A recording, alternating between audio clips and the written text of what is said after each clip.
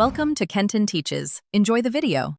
You begin by confirming your Deriv account is active and your email verified. This avoids interruptions. Once done, sign in and navigate directly to account settings, then the API token section. Make sure you have a secure clipboard and a password manager open because you will copy sensitive credentials. Do this now to keep the flow.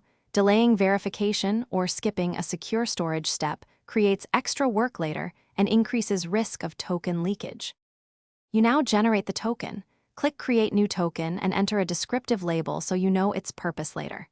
Carefully choose permissions. Only grant read, trade, or payout rights you actually need, because broader scopes increase risk. If the interface offers expiry or IP origin restrictions, enable them to narrow exposure.